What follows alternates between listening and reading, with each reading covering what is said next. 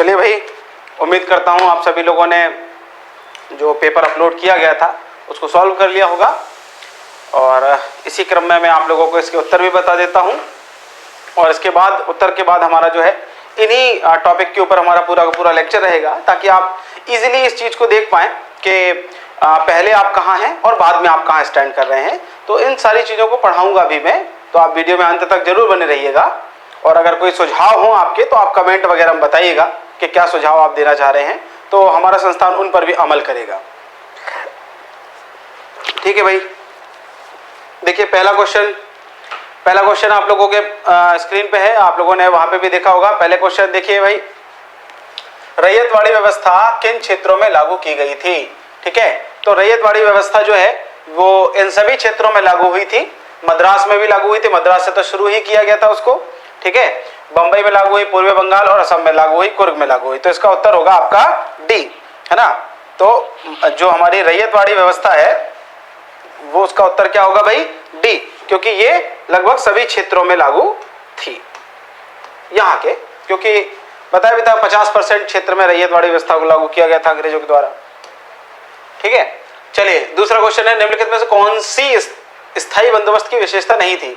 तो स्थायी बंदोबस्त में जमींदार को भूमि का स्वामित्व स्थानांतरित कर दिया गया था, सही बात है। स्थायी बंदोबस्त में किसानों के प्रथागत ये नहीं है, क्योंकि भाई जो प्रथागत अधिकार थे अगर वही चलने होते तो फिर नई व्यवस्था क्यों लागू करते? तो यही वाला जो है इसका उत्तर होगा, ये वाली विशेषता नहीं है, बी इसका उत्तर रहेगा। बाकी आप पढ़ लीजिएगा, है ना। समझते हैं भाई, निम्नलिखित में से कौन सा से जुड़े सुमेलित हैं, मतलब कौन सा सुमेलित है? स्थायी बंदोबस्त लॉर्ड कॉर्नवालिस, बिल्कुल सही बात है। 1790 में इसको जो है उन्होंने लागू किया था, 1790 में। ठीक है, इसके बाद रैयतवाड़ी व्यवस्था थॉमस मुनरो, कैप्टन रीड भी थे इसके साथ में, महलवाड़ी के हॉल्ट मैकेंजी हैं, बिल्कुल सही है। तीनों सही है इसमें, तो इसका उत्तर 1 2 3 आएगा, तीनों इसमें सही है ना। आई होप आप लोगों ने यही उत्तर लगाया होगा, नहीं लगाया होगा तो आप इसको पढ़िएगा, समझिएगा। इसके बाद देखते हैं, रैयतवाड़ी बंदोबस्त के संबंध में निम्नलिखित में से कौन सा कथन सही नहीं है? तो यह दक्षिण और पश्चिमी भारत में रैयतवाड़ी बंदोबस्त में अभी इस वीडियो में आपको आगे मिलेगा। तो ये दक्षिण और पश्चिम भारत में बिल्कुल सही बात है। ठीक है, रैयतवाड़ी सैद्धांतिक रूप से रैयत और राज्य के बीच में एक सीधा अनुबंध था, ये बात भी सही है। इसका मतलब आमतौर पर 30 वर्षों के लिए वैध, ये भी सही है। सैद्धांतिक रूप से इसमें पूर्व अभिजात वर्ग और जमींदारों को मजबूत किया गया था, नहीं है भाई। रैयतवाड़ी में तो किसानों के साथ में समझौता किया गया था, तो जमींदार तो मजबूत होने नहीं है, तो ये वाला उत्तर इसका गलत है। अगला देखते हैं, ब्रिटिश कंपनियों द्वारा औपनिवेशिक भारत में रेलवे के निर्माण के संबंध में निम्नलिखित में से कौन सा कथन सत्य नहीं है? देखो ये बात ध्यान देना है, सत्य नहीं है। ठीक है, पहला, भारत सरकार द्वारा कंपनियों को उनके निवेश पर 5% रिटर्न की गारंटी दी गई थी। ठीक है भाई। दूसरा, रेलवे का प्रबंधन मुख्य रूप से सरकार द्वारा किया जाना था, ये बात भी सही है। ठीक है, अच्छा अगला क्या है, तरजीही माल ढुलाई शुल्क की कोई व्यवस्था नहीं थी कंपनियों के द्वारा सरकार। आप इसको पूरा पढ़िएगा, इसमें दूसरा और तीसरा वाला जो है ना वो सही नहीं है, दूसरा और तीसरा वाला ये दोनों सही नहीं है, बाकी इसमें सत्य है। ठीक है, दूसरा और तीसरा इसमें सत्य नहीं है, बाकी इसमें सत्य है। देखिए भाई, नेक्स्ट है, भारत में औपनिवेशिक शासन की अवधि के संदर्भ में होम चार्ज ने भारत से धन की निकासी का एक महत्वपूर्ण हिस्सा बनाया। बिल्कुल बनाया, क्योंकि ये 25% of total income of state था, 25%, यानी सरकार को जो भी इनकम होगी उसका 25% जो है वो होम चार्ज में जाता था, है ना। इसके ऊपर चर्चा हुई थी, है ना, लास्ट लेक्चर में। लंदन में भारत का कार्यालय का समर्थन करने के लिए उपयोग की जाने वाली राशि, बिल्कुल सही है ये। भारत में कार्यरत ब्रिटिश कर्मियों के वेतन और पेंशन का भुगतान करने के लिए दी जाने वाली राशि, ये भी सही है। ठीक है, अंग्रेजों द्वारा भारत के बाहर, ये वाला नहीं है, तो इसका उत्तर आ जाएगा 1 और 2। कौन सा उत्तर आ जाएगा इसका? 1 और 2। चलिए आगे समझते हैं, ब्रिटिश भू राजस्व प्रणाली का भारत पर क्या प्रभाव पड़ा, है ना। ज्वार बाजरा जैसे सस्ते अनाजों का उत्पादन कम हो गया। ज्वार बाजरा जैसे सस्ते अनाजों का उत्पादन कम हो गया, एक तो ये बात बता रहे हैं ये।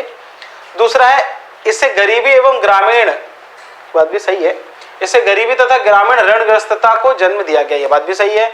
इस प्रणाली की वजह से अकाल की एक लंबी श्रृंखला, ये भी सही है। किसानों की क्रय शक्ति घट गई, ये भी सही है। तो इसका उत्तर आ जाएगा ई, एक से अधिक।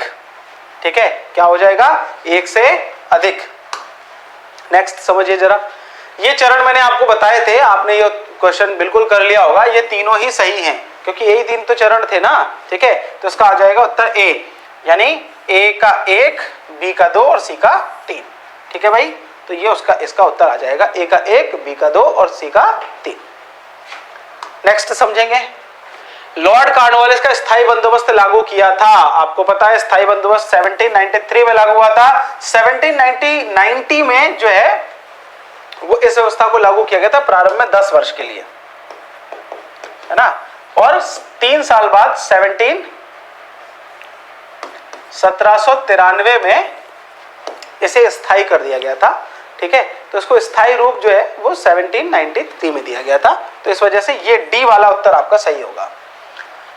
1793 में लॉर्ड कॉर्नवालिस की भू व्यवस्था प्रणाली लागू होने के बाद कानून विवादों की प्रवृत्ति में बढ़ोतरी देखी गई। निम्नलिखित में से कौन से प्रावधान जो है वो इसके लिए एक कारक के रूप में जोड़े जाते हैं? रैयत की तुलना में जमींदारों की स्थिति को अधिक सशक्त बनाना, बिल्कुल सही बात है। अच्छा, ईस्ट इंडिया कंपनी को जमींदारों, भाई देखो जमींदार अधिक सशक्त बन जाएंगे, पर इससे कानूनी वाद क्यों बढ़ेंगे भाई? कानूनी विवाद क्यों बढ़ेंगे? इससे कानूनी विवादों का कोई लेना देना नहीं है। ठीक है, ईस्ट इंडिया कंपनी को जमींदारों का अधिपति बना देना, इससे भी कानूनी। न्यायिक पद्धति को अधिक कार्यकुशल बनाना, इससे भी विवाद बढ़े, इसकी कोई गारंटी नहीं है। तो इसमें कोई भी सही नहीं है, इसका उत्तर डी हो जाएगा। ठीक है, नेक्स्ट है, रैयतवाड़ी बंदोबस्त के संदर्भ में निम्नलिखित कथनों पर विचार कीजिए। करिए भाई विचार, समझते हैं। नंबर 1 क्या है? किसानों द्वारा लगान सीधे सरकार को दिया जाता था, बिल्कुल सही बात है। दूसरा, सरकार रैयत को पट्टे दे देती थी। अच्छा भाई, सरकार रैयत को पट्टे दे देती थी, सही बात है भाई। अच्छा, तीसरा क्या है? कर लगाने के पूर्व भूमि का सर्वेक्षण, ये तो कभी नहीं होता था भाई। टैक्स लगाने के पहले भूमि का सर्वेक्षण होता ही नहीं था। तो इसमें पहला और दूसरा 2 सही है, तो इसका उत्तर आ जाएगा बी। केवल पे 1 और 2 दोनों सही हैं इसके। ठीक है, चलिए नेक्स्ट समझते हैं। वह प्रथा जिसके तहत किसानों स्वयं भूमि का मालिक होता था और सरकार को भू राजस्व का भुगतान करता था, रैयतवाड़ी प्रथा है। सीधी बात है, बहुत देर से चर्चा कर रहे हैं इस पे। निम्नलिखित में से कौन ब्रिटिश शासन के दौरान भारत में रैयतवाड़ी बंदोबस्त के प्रारंभ किए जाने के संबंध में थे? लॉर्ड कॉर्नवालिस, अलेक्जेंडर रीड और थॉमस मुनरो। देखो, रैयतवाड़ी व्यवस्था जो है ना उधर नीचे हुई थी, क्योंकि कॉर्नवालिस साहब का संबंध तो कैसे है? स्थायी बंदोबस्त से। ये दोनों हैं रैयतवाड़ी से संबंधित, तो इसका उत्तर आएगा 2 और 3। ठीक है, क्या उत्तर आएगा? 2 और 3। अंग्रेजों ने रैयत बंदोबस्त कहाँ लागू किया था? मद्रास में किया था, बंगाल में किया था, नहीं किया था बंगाल में, मद्रास में किया था, बंबई में किया था। तो इसका उत्तर आ जाएगा मद्रास और बंबई। ठीक है, मद्रास और बंबई। नेक्स्ट है भाई, बिहार में परमानेंट सेटलमेंट लागू करने का कारण था जमींदारों का जमीन पर अधिकार न रहना। अच्छा, ये तो नहीं था भाई, क्योंकि परमानेंट सेटलमेंट में तो जमींदारों को ही बनाया गया था। जमींदारों के लिए जमीन वंश परंपरागत अधिकार को स्वेच्छा से हस्तांतरित करना नहीं है। ये था भाई भू राजस्व का निर्धारण। ठीक है, भू राजस्व का निर्धारण अंग्रेज खुद करना चाहते थे, इस वजह से इस व्यवस्था को ये लागू किए थे। ठीक है भाई, तो ये आपके 15 क्वेश्चन थे जो हो गए हैं। और हमने पिछले सप्ताह एक सीरीज प्रारंभ की थी बुधवार से 16 अगस्त से, जिसमें मैं आपको प्रारंभिक परीक्षा और मुख्य परीक्षा के हिसाब से जो मॉडर्न हिस्ट्री है, आधुनिक भारत का इतिहास है, उसके संबंध में चर्चा कर रहा था। हमारे 2 लेक्चर हो चुके हैं। यदि आपने वो लेक्चर नहीं देखे हैं तो उन लेक्चर्स को आप देखिए, पहले आपको प्लेलिस्ट में मिल जाएंगे। साथ ही साथ हमारे टेलीग्राम चैनल को भी आप ज्वाइन करें, क्योंकि जो जो मैं यहाँ पर लेक्चर करवाता हूँ इन सभी के क्वेश्चन बना करके पीडीएफ के फॉर्मेट में वहाँ पर उपलब्ध कराए जाते हैं, जिनको आप सॉल्व करके अपने प्रारंभिक परीक्षा के अंकों में सुधार ला सकते हैं। साथ ही साथ हमारी जो पॉलिटी पीटी और पॉलिटी मेंस को लेकर के जो सीरीज है वीके त्रिपाठी सर के द्वारा चलाई जा रही है, आप उसका भी लाभ ले सकते हैं ना। चलिए हम हमारे विषय पर आते हैं। इससे पहले के जो 2 लेक्चर हुए हैं उनमें हम लोग expansion of British empire in India को समझ रहे थे, यानी भारत में ब्रिटिश साम्राज्य का विस्तार कैसे कैसे हो रहा है उसको समझ रहे थे। और उसी श्रेणी का ये तीसरा लेक्चर है। इससे पहले वाले लेक्चर में हमने देखा था कि भारत में ब्रिटिश उपनिवेशवाद जो है वो किस तरीके से अपनी जड़ें फैला रहा है, और उसी उपनिवेशवाद के तहत हमने देखा था कि वो आर्थिक नीतियों को या भू राजस्व नीतियों को लागू करना प्रारंभ करते हैं। उन नीतियों के मैंने आपको 3 चरण बताए थे, आप लोगों ने लास्ट लेक्चर देखा होगा, है ना। तो उसी चरण में उसको मैं और डिटेल में एक्सप्लेन करने जा रहा हूं। तो हम लोग देखेंगे भाई आज का जो लेक्चर उसमें भारत में ब्रिटिश शासन के अंतर्गत भू राजस्व व्यवस्था, है ना। देखिए एक बात समझ लीजिए कि जब ब्रिटिश एम्पायर भारत में स्टार्ट हुआ, चाहे हम 1757 की बात करें और चाहे 1764 में बैटल ऑफ बक्सर का युद्ध जो हुआ, उसके बाद ब्रिटिश एम्पायर भारत में विस्तारित होने लगा। अब आप खुद एक बात सोचिए कि किसी भी एम्पायर को विस्तारित होने के लिए, किसी भी साम्राज्य को विस्तारित होने के लिए सबसे ज्यादा आवश्यकता जिस एलिमेंट की होती है वो क्या है? जाहिर सी बात है आपका जवाब आएगा कि धन।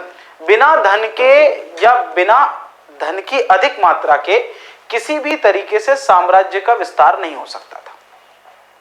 तो यही आवश्यकता ब्रिटिशर्स को भी महसूस हुई, और इसी कारण जब उन्हें दीवानी अधिकार प्राप्त हुए और एक भूभाग पर उनके राजनीतिक वर्चस्व स्थापित हुआ, तो उन्होंने कुछ ऐसी राजस्व संहिताओं का निर्माण किया, ऐसे कुछ नियमों का निर्माण किया जिससे उन्हें अधिक से अधिक धन प्राप्त हो सके। क्योंकि जब भाई उन्हें अधिक से अधिक धन प्राप्त होगा तभी वो अपना राजनीतिक विस्तार कर पाएंगे और पूरे एरिया में जो है उसको कैप्चर कर पाएंगे। तो इसी कारण जो है आप देखेंगे कि भारत में ब्रिटिश जो है अपने साम्राज्य का विस्तार करना चाहते थे, और जब वो विस्तार करना चाहेंगे तो सीधी सी बात है भाई कि उन्हें सबसे ज्यादा आवश्यकता काय की होगी? धन की। किसकी आवश्यकता होगी भाई? धन की। तो उन्हें धन की बहुत ज्यादा आवश्यकता महसूस हुई, और इसी के कारण अगर हम लोग देखें तो उनने भी दिमाग लगाया और अपन भी दिमाग लगा सकते हैं कि धन का मुख्य स्रोत जो है वो क्या है? भू राजस्व। ठीक है भाई, लैंड रेवेन्यू जो है, भू राजस्व जो है वो धन का मुख्य स्रोत है। तो जाहिर सी बात है कि भू राजस्व की जो नीतियां हैं उन नीतियों पर अंग्रेज अपना अधिकार स्थापित करना चाहेंगे, और जब अंग्रेज स्थापित करना चाहेंगे तो उसको लेकर के कुछ ना कुछ नियम बनाएंगे, कुछ ना कुछ कायदे कानून बनाएंगे। तो भाई ऐसी चीजें हुई, हम लोग देखेंगे आगे। देखिए भाई, जब कंपनी को अधिकार प्राप्त हो गए, है ना, तो कंपनी को कोई एक व्यक्ति ऐसा नियुक्त करना पड़ेगा ना जिससे वो राजस्व को वसूल सके। तो यही किया कंपनी ने। भाई आपको भी पता है कि इनिशियली कंपनी को जो प्रारंभिक तौर पर जो अधिकार मिले थे वो बिहार में मिले थे, उड़ीसा में मिले थे और बंगाल में मिले थे। तो इन क्षेत्रों में, बिहार में, उड़ीसा में और बंगाल में, आप देखेंगे ये पूरा एक ही इलाका हुआ करता था पहले, और अंग्रेजों ने सबसे पहले इसी इलाके पे कब्जा भी किया था। तो यहां पर राजस्व की वसूली के लिए देखो, पहले से ही हमारे यहां पर जमींदारी व्यवस्था चली आ रही थी, है ना। तो ये जमींदारी व्यवस्था पर बहुत ज्यादा रिलाय ना करते हुए उन्होंने क्या किया? भू राजस्व की वसूली के लिए एक पद बनाया जिसका नाम था नायब दीवान। ठीक है, क्या बनाया? कौन सा पद बनाया भाई? नायब दीवान का पद बनाया। काय के लिए? भू राजस्व की वसूली के लिए। जब भू राजस्व की वसूली नायब दीवान करने लगे तो नायब दीवानों ने एक नई व्यवस्था लागू की। उन्होंने कहा कि भाई हम ठेकेदारों को नियुक्त करेंगे, मतलब हम क्या करेंगे, पूरा का पूरा जो इलाका है उसको छोटे छोटे सब पार्ट में डिवाइड करेंगे, और यहां पर हम क्या करेंगे, एक एक ठेकेदार की नियुक्ति कर देंगे। ठेकेदार को अधिकार होगा राजस्व को वसूलने का, वो हमें देगा, हम कंपनी को देंगे। अब समझिए जरा, ये चेन बड़ी लंबी हो गई।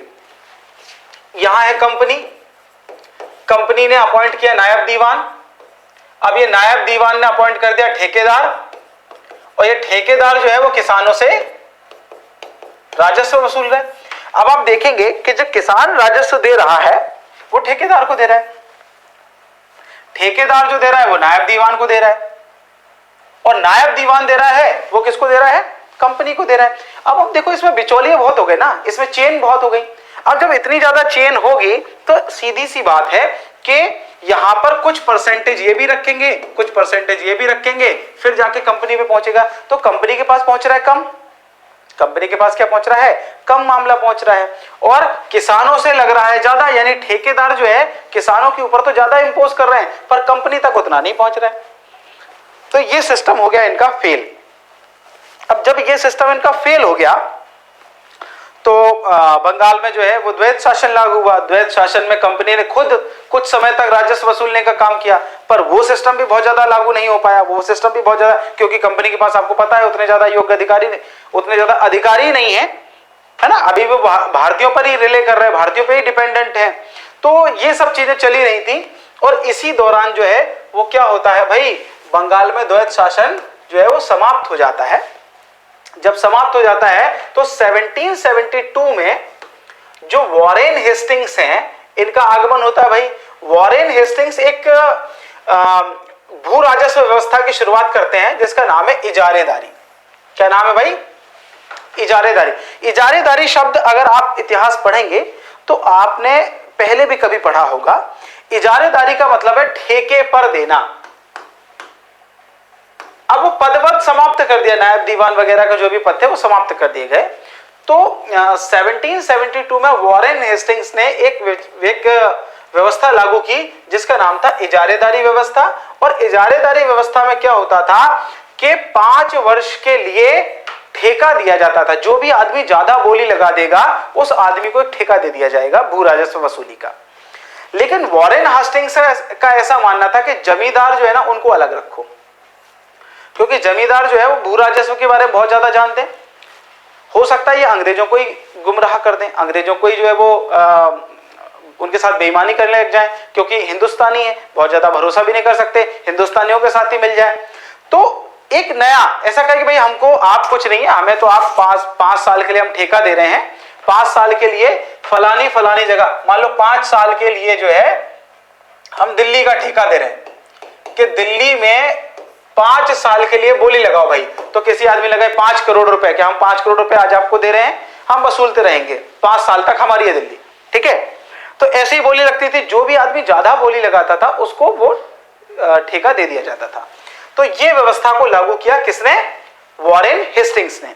लेकिन इस व्यवस्था में सबसे बड़ा दोष क्या है भाई कि यहां पर जमींदारों को अलग कर दिया है। जमींदार बोली नहीं लगा सकते, कोई बाहर का व्यक्ति बोली लगाएगा। समझिए जरा, ये व्यवस्था भी विफल हो गई। विफल क्यों हो गई भाई, 3-4 उद्देश्य थे।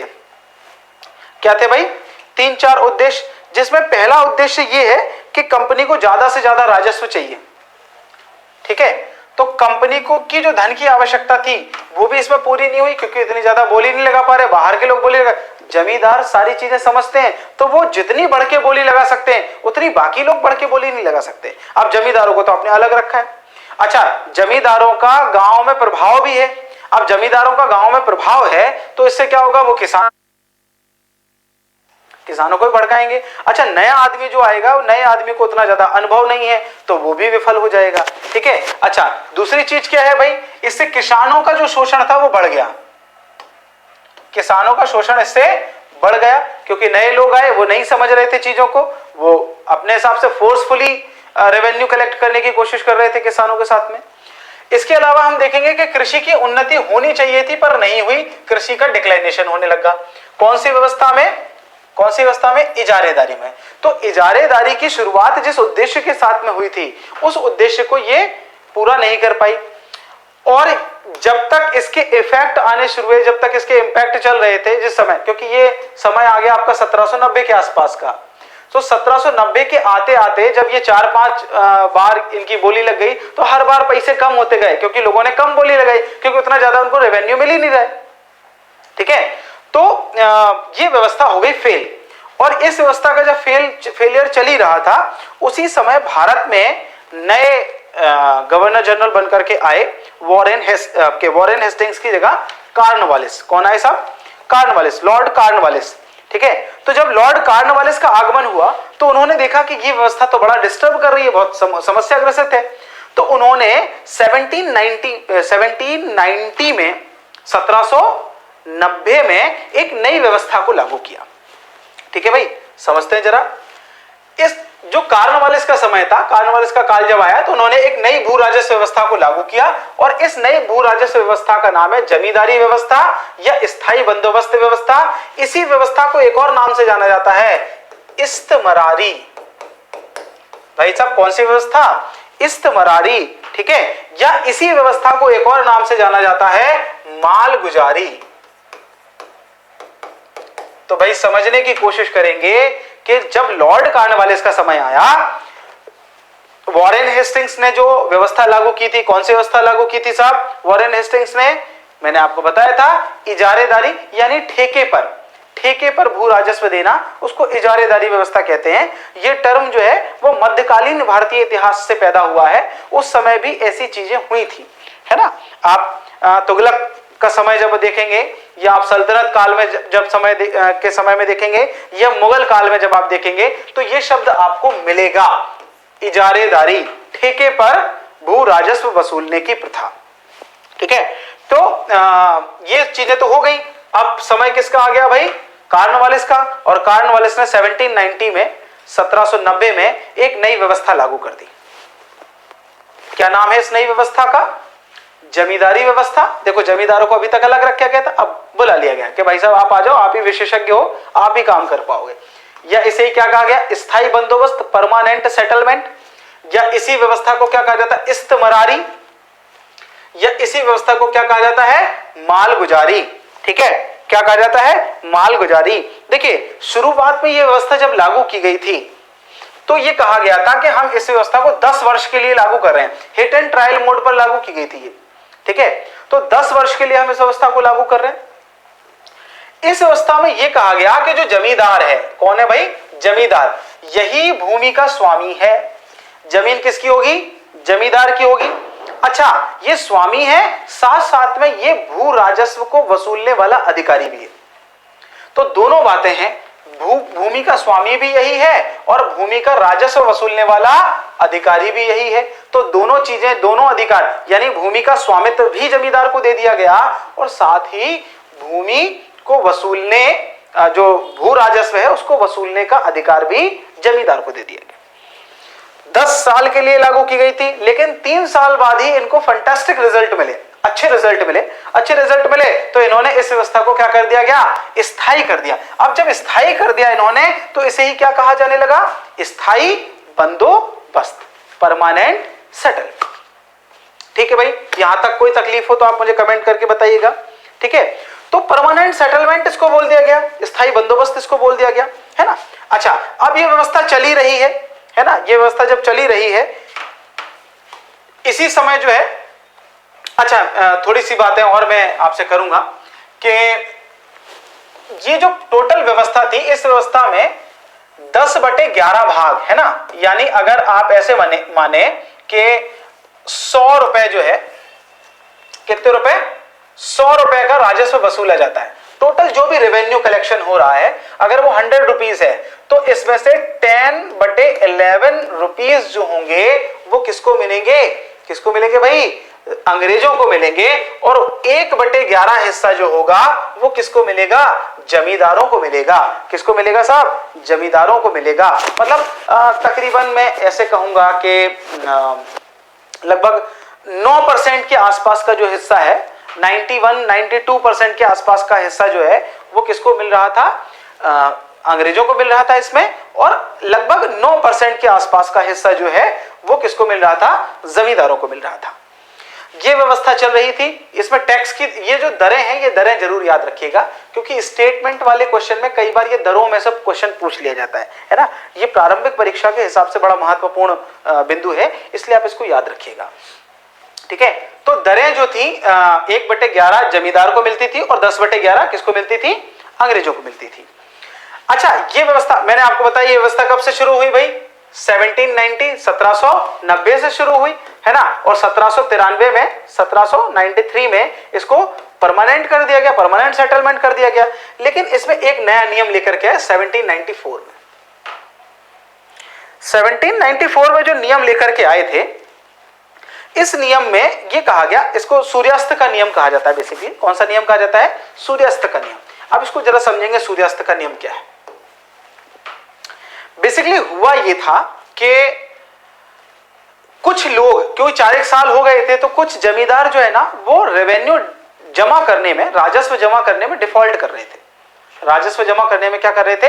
डिफॉल्ट। आपने जमींदारी खरीद ली, मान लीजिए कि ये तय हुआ है कि 1 अगस्त 2023 को आपको 50,000 रुपए का रेवेन्यू जमा करना। मैं एक एग्जांपल दे रहा हूं, है ना, आप ऐसे मत दिल पे मत लेना कि 50,000 रुपए का रेवेन्यू जमा करना, नहीं, मैं एक एग्जांपल दे रहा हूं। आप इसको ऐसे समझिए कि 50,000 का रेवेन्यू जमा करना है। कब करना है भाई? 1 अगस्त 2023 को। तो 1794 में यह व्यवस्था की गई कि अगर किसी जमींदार को 1 अगस्त 2023 को 50,000 रुपए का रेवेन्यू जमा करना है तो 1 अगस्त के दिन सूर्यास्त तक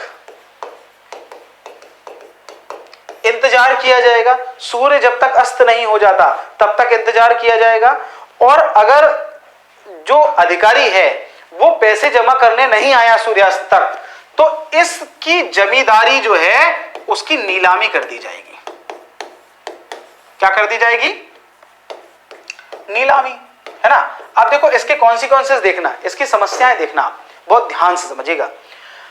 मैं जमींदार हूं, मैं गांव की सिचुएशन को समझता हूं, है ना, क्योंकि गांव के सब लोगों को मैं जानता हूं। अब मैं राजस्व वसूल नहीं पा रहा हूं, थोड़ी बहुत अगर सहानुभूति रख रहा हूं कि लोगों से जब पैसा जब आया ही नहीं है, क्योंकि आपको भी पता है भारत में जो कृषि है उसे मानसून का जुआ कहा जाता है ना। अब ये सब चीजें कृषि पे चल रही हैं, क्योंकि मैं आपको बता चुका हूं उद्योग धंधे पहले ही नष्ट हो चुके हैं। तो अब आप देखेंगे कि जो उद्योगपति थे वो भी एग्रीकल्चर पर डिपेंडेंट हो गए, वो भी जो है वो गांव आ गए हैं, खेती किसानी करने लग गए हैं वो भी। तो ऐसी परिस्थिति में आप देखेंगे कि कृषि पर अतिरिक्त भार आ गया।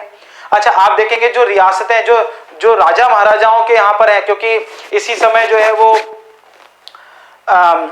राजाओं महाराजाओं के साथ में संधि की जाने लगी है, तो उनकी सेना को समाप्त किया जाने लगा, क्योंकि अंग्रेजों की सेना उनकी रक्षा करने के लिए जो है वो एग्रीमेंट कर लिए जा रहे हैं। तो वो लोग भी गांव जाएंगे, वो लोग भी किसानी करेंगे, तो खेती पर दबाव अतिरिक्त हो गया है। ज्यादा लोग मिलकर के कम, एक छोटा सा ही खेत है उस पर ज्यादातर लोग उस पर ही काम कर रहे हैं, क्योंकि जो व्यापारी थे वो भी आ गए, उनका भी धंधा सब चौपट हो गया। तो पर प्रति व्यक्ति उत्पादन जो है खेत का वो घट गया, प्रति व्यक्ति उत्पादन क्षमता क्या हो गई? घट गई। अब ऐसे में आप टैक्स भी ज्यादा वसूलने लग गए, है ना। तो जमींदार कई बार उतने सख्त नहीं हो पा रहे, तो उनके पास पैसे नहीं हो पा रहे, या तो बहुत ज्यादा सख्त हो गए तो किसानों का शोषण होने लग जाएगा, है ना। अच्छा, अब जब किसानों के पास ही नहीं है तो जमींदार के पास कलेक्शन कैसे हो? तो ऐसी परिस्थिति में क्या हुआ, कई जगह पर जमींदारों की जमींदारी जो है वो नीलाम होने लगी। अच्छा, आपको पता है कि विदेशी व्यापारी जो है वो भी भारत में आने लगे हैं व्यापार करने के लिए 1813 के बाद से, है ना। अच्छा, आपको यह भी पता है कि कई सारे व्यापारी और उद्योग धंधे वाले जो है ना वो थोड़े अमीर हो चुके हैं, क्योंकि चीजें बदली हैं, जो अंग्रेजों के सपोर्टर रहे वो अमीर हो गए। तो अब ये लोग जमींदारी खरीदने लग गए। तो बेसिकली यहां से एक नया कॉन्सेप्ट निकल के आया दूरस्थ जमींदार का। कौन सा कॉन्सेप्ट? समझिएगा, कौन सा कॉन्सेप्ट? दूरस्थ जमींदार। आप इसको ऐसे सोचिए कि आप जिस क्षेत्र के हैं उस क्षेत्र के लोगों को आप जानते हैं, समझते हैं, उनका दुख दर्द समझते हैं, उनकी समस्या समझते हैं, तो आप उनसे ज्यादा सख्त नहीं हो पाते। पर एक आदमी जो आपके क्षेत्र को नहीं जानता है, दूर का व्यक्ति है, कोई दूर का व्यक्ति है, वो आपके क्षेत्र की जमींदारी ले लेता है, तो वो क्या करवाएगा? बड़े बड़े लठैत रखेगा, बड़े बड़े जो है मुचतंडे रखेगा सेना के, और वही लोग जाकर के राजस्व वसूलेंगे।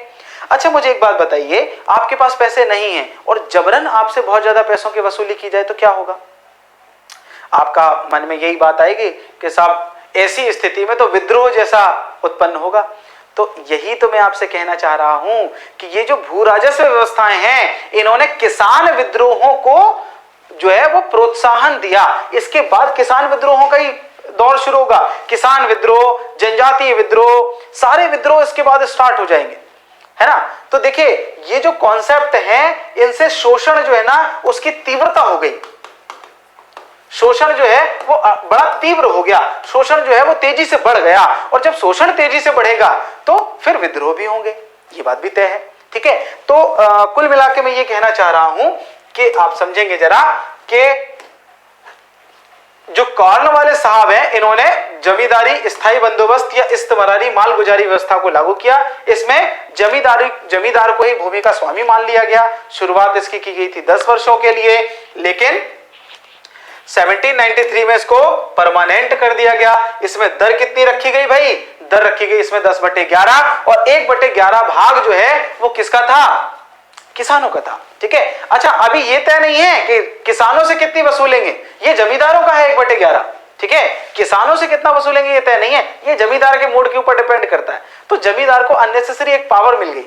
ठीक है, चलिए, तो सूर्यास्त का नियम भी लेकर के आएगा। मेरे ख्याल से आप सूर्यास्त का नियम क्या है समझ गए होंगे, है ना? मुझे कमेंट करके बताइएगा आपको समझ में आया कि नहीं आया। ठीक है, चलिए, सूर्यास्त का नियम क्या है? अगर जिस दिन, मैंने आपको एग्जांपल दिया था, जिस दिन आपका राजस्व जमा करना है, अगर आप उस दिन राजस्व जमा नहीं कर पाते हैं तो सूर्यास्त के नियम के तहत आपकी जिम्मेदारी क्या हो जाएगी? समाप्त हो जाएगी। ठीक है भाई, ये सब चीजें हुई।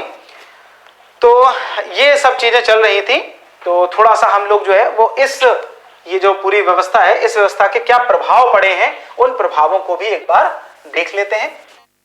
तो देखिए, जो कॉर्नवालिस साहब की भू राजस्व व्यवस्था है, इसके क्या प्रभाव पड़े, ये प्रभाव हम लोग देखेंगे, है ना भाई?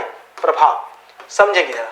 पहला प्रभाव देखिए, पहला प्रभाव तो यही पड़ा है कि दूरस्थ जमींदार का एक अवधारणा आ गई। काय की आ गई भाई? सूर्यास्त के नियम के तहत जो है वो कई सारे जमींदारों ने अपनी जमींदारी गवा बैठे वो, और एक नया कॉन्सेप्ट यहां से चल करके आ गया। कौन सा? दूरस्थ जमींदार, है ना, जिसको हम लोग दीकू बोलते हैं। कई बार अभी दीकू शब्द सुनने में आएगा, है ना? कौन सा शब्द सुनने में आएगा? दीकू शब्द सुनने में आएगा। ठीक है, तो उस शब्द को भी आप ध्यान रखिएगा कि दीकू क्या है। अभी मैं बताऊंगा आपको दीकू कैसे है, क्योंकि कई सारे व्यापारी साहूकार जो है ना, वो भी अब जमींदार बनने लग गए हैं। कौन कौन बनने लगे? व्यापारी और साहूकार, ये भी क्या बनने लग गए हैं? अब जमींदार बनने लग गए हैं, क्योंकि जमींदारी खरीद सकते हैं। एक और चीज है भाई, 1812 तक, 1812 तक इस व्यवस्था के तहत जमींदारों को एक अधिकार दिया गया। जमींदारों को अधिकार यह दिया गया कि वो किसानों की जमीन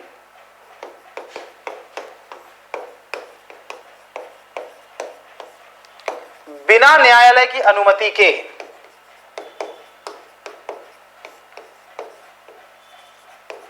हड़प सकते हैं। मतलब अगर जमींदार चाहे तो किसान को जमीन से बेदखल कर सकता है और उसमें न्यायालय कुछ नहीं करेगा। ये 1812 में इसी व्यवस्था के तहत जमींदारों को अधिकार दिया गया था। अब आप अंदाजा लगाइए कि जमींदारों को कितने ज्यादा अधिकार इस व्यवस्था के तहत मिल चुके हैं। ठीक है, अच्छा, एक और बात है भाई कि जमीन, इस व्यवस्था में लगान की दर तय नहीं थी कि कितनी लगान की दर होगी। किसान, अच्छा, जो भी लगान की दर होगी उसमें से 10/11 अंग्रेजों को जाएगा और 1/11 जमींदारों के पास रहेगा। तो जो जमींदार थे वो अपने मन से मनमानी वसूलने लगे, मनमानी दर जो है वो वसूलने लगे, ज्यादा दर जो है वसूलने लगे। तो इससे किसानों का शोषण जो है ना वो बढ़ा। एक और प्रभाव क्या हुआ भाई? इससे किसानों का शोषण बढ़ा, है ना?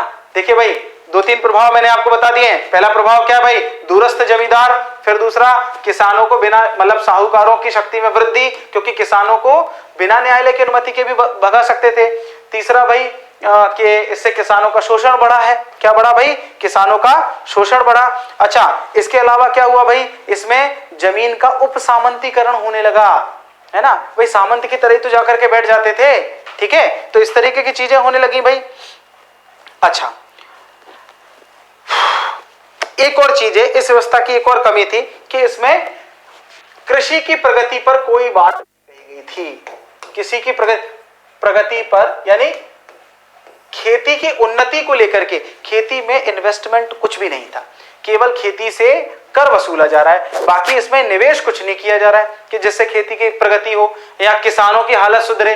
इसमें कोई, भाई आप देखिए, मुर्गा जो अंडा देने वाली जो मुर्गी है, यदि आप उसकी सेहत का ध्यान नहीं रखेंगे, उसको मार डालेंगे, तो एक दो अंडे के बाद आपको कुछ मिलने वाला नहीं है। जब किसान आपको रेगुलरली जो है वो राजस्व दे रहे हैं और उसके बाद भी आप उनकी स्थिति को सुधारने के लिए कोई काम नहीं कर रहे हैं, तो फिर कोई मतलब ही नहीं निकलेगा, फिर तो समस्या ही समस्याएं निकलेंगी, फिर इसके अलावा तो कोई और चीजें हो ही नहीं सकती हैं। ठीक है, चलिए ये सब चीजें चल रही थी। और ये व्यवस्था जो है वो कहां पर लागू हो रही है, आप समझिए, बंगाल, कौन सा इलाका, बंगाल वाला इलाका, ठीक है, उड़ीसा वाला इलाका और बिहार वाला इलाका, ठीक है, उस पूरे इलाके में ये व्यवस्था जो है वो लागू हो गई। अब चलिए हम एक और व्यवस्था की बात करते हैं। तो ये आई होप कि आपको ये बात पूरी समझ में आई होगी। अगर कोई बात आपको समझ में ना आए तो feel free to ask anything, आप कोई भी चीज पूछ सकते हैं, किसी प्रकार की आप कमेंट करके किसी भी तरीके के सवाल आप पूछ सकते हैं, उसमें कोई समस्या नहीं है। मैं उन सवालों के जवाब पर्सनली आपको दूंगा। और अगर आपको कोई समस्या वैसे भी आती है तो आप हमारे संस्थान के नंबर पर कॉल करके हमें बता सकते हैं, मुझे जैसे भी इन्फॉर्म होगा मैं आपको उस पर्टिकुलर सब्जेक्ट के पर्टिकुलर टॉपिक के ऊपर वीडियो बना करके दूंगा, ये मेरा आपसे वादा है ना। तो आप बिल्कुल निसंदेह होकर के आप मुझे बताइए कि क्या समस्या है। और समझते हैं, चलिए भाई अगला पॉइंट, एक नई व्यवस्था आ गई अब, रैयतवाड़ी व्यवस्था। अब मैं देखिए, भारत बहुत बड़ा है, अगर हम भारत की बात करें तो भारत बहुत बड़ा है भाई, अलग अलग क्षेत्रों में हो रहा है। आप देखेंगे कि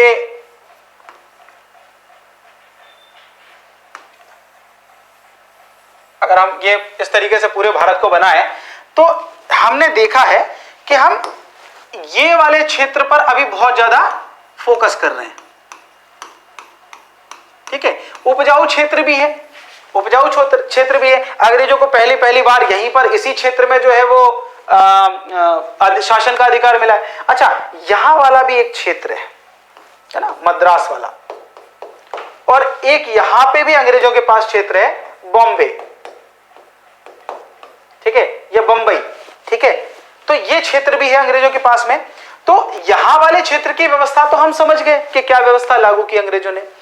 अब जरा यहां वाले क्षेत्र की व्यवस्था देखते हैं, तो यहां वाले क्षेत्र में क्या व्यवस्था लागू हुई उसको समझते हैं। तो नेक्स्ट आपकी हेडिंग रहेगी रैयतवाड़ी व्यवस्था, ठीक है। कौन सी वाड़ी व्यवस्था? रैयतवाड़ी व्यवस्था। चलिए समझने की कोशिश करते हैं। रैयत का मतलब होता है किसान, तो ऐसी व्यवस्था जिसमें किसान को केंद्र में रखा गया हो। किसान को केंद्र में रख करके बनाई गई व्यवस्था क्या कहलाएगी? रैयतवाड़ी व्यवस्था। रैयतवाड़ी व्यवस्था जो है वो सबसे पहली बार 1792 में लागू की गई थी। 1792, आप देखो 1790 में आप उधर वाले क्षेत्र में, कहां पर, बंगाल, बिहार, उड़ीसा वाले क्षेत्र में जो व्यवस्था देख रहे हैं, उस व्यवस्था को हमने क्या बोला है? स्थायी बंदोबस्त, इस्तमरारी, मालगुजारी, जमींदारी, है ना, यही सब नाम बोले ना हमने। फिर उसे ही हमने परमानेंट सेटलमेंट, स्थायी बंदोबस्त बोल दिया 1793 में, ठीक है। 1794 में हमने सूर्यास्त का नियम इंट्रोड्यूस कर दिया, राइट। अच्छा, यहां पर हम देखेंगे दक्षिण भारत में 1792 में पहली बार बारामहल जिले में, बारामहल जिला जो है वो कहां पड़ रहा है भाई? मद्रास में पड़ रहा है। तो बारामहल जिले में सबसे पहली बार इस व्यवस्था को लागू किया गया। रैयतवाड़ी व्यवस्था जो होती है, ये व्यवस्था जो अंग्रेजों के पास जितना भी क्षेत्र था उस क्षेत्र के 50% भाग में ये व्यवस्था लागू थी, ठीक है। ये व्यवस्था है क्या, मैं इस पे चर्चा करूंगा, है ना। अच्छा, इस व्यवस्था में जो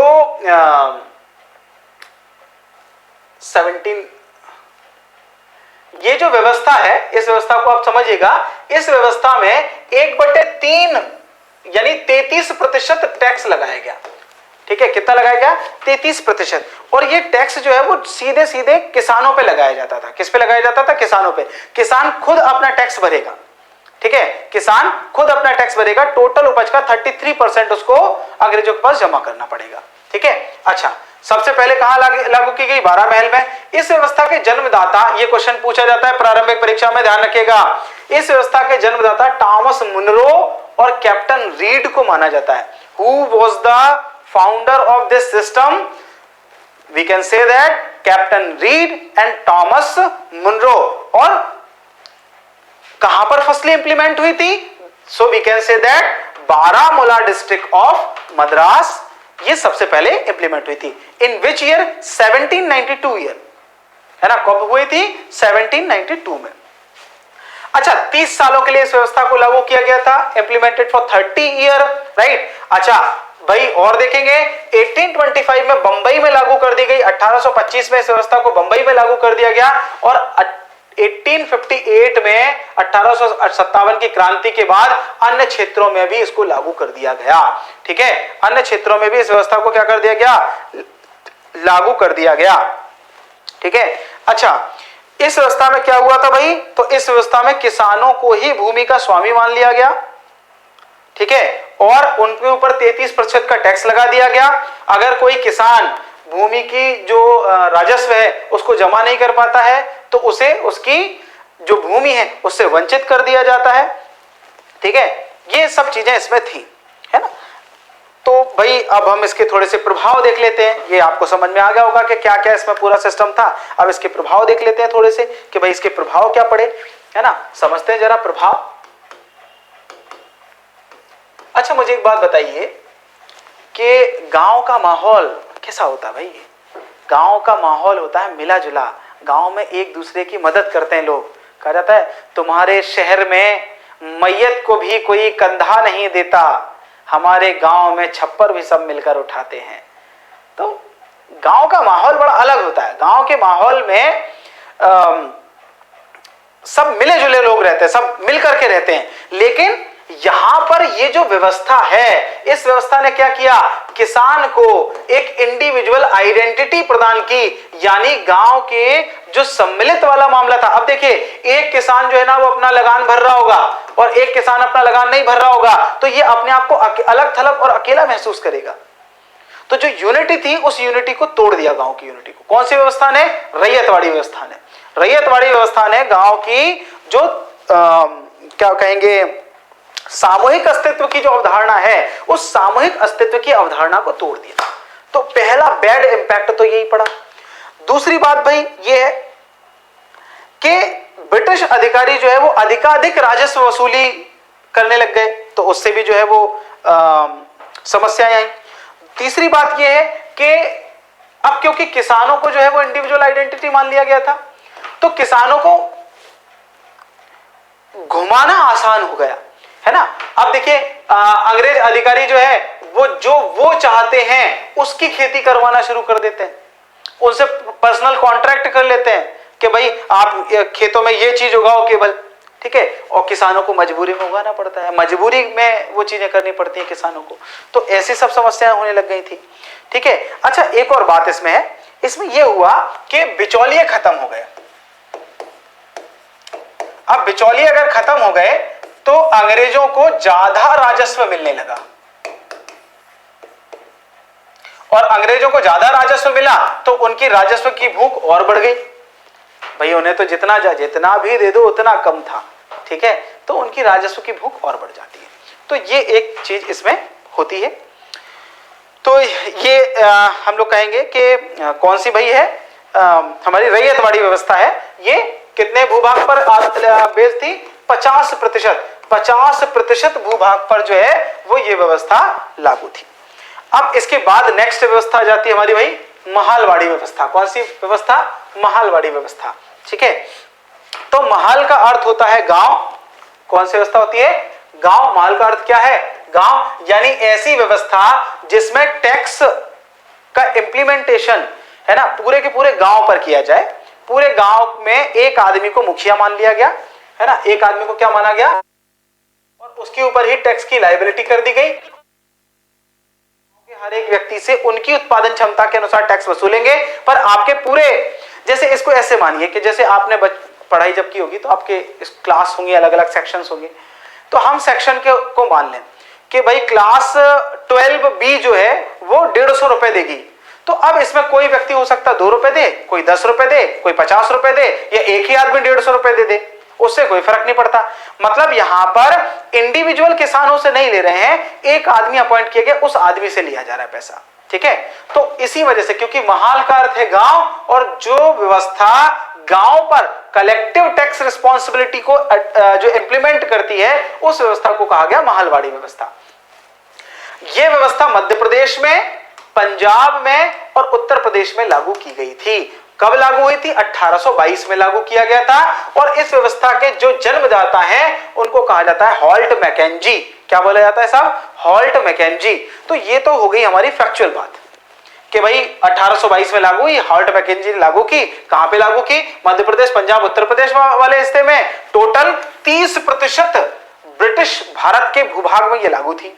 मतलब ब्रिटेन के अंडर में जो इंडिया का हिस्सा आता था, उस ब्रिटेन के हिस्से में जो इंडिया का ब्रिटिश भारत जो था उसके 30% पर, 50% पे कौन सी थी? अभी थोड़ी देर पहले चर्चा की रैयतवाड़ी, और 30% पर ये, बाकी 20% पे बाकी चीजें लागू होंगी जो हमने बात की थी। ठीक है, तो ये हुआ गया। अब हम लोग इस वाली व्यवस्था में देख लेते हैं कि इसके प्रभाव क्या पड़े। चलिए भाई, आप ही बताइए जरा मुझे क्या प्रभाव पड़े। पहला प्रभाव तो यही पड़ेगा साहब कि यहां पर गांव का जो मुखिया है वो क्या हो गया? शक्तिशाली हो गया। गांव का मुखिया क्या हो गया भाई? शक्तिशाली हो गया। ठीक है, दूसरा प्रभाव क्या पड़ेगा भाई कि ब्रिटिश सरकार और किसानों के बीच में प्रत्यक्ष संबंध समाप्त हो गया। ठीक है, कौन सा प्रभाव था? ब्रिटिश और किसानों का प्रत्यक्ष संबंध समाप्त।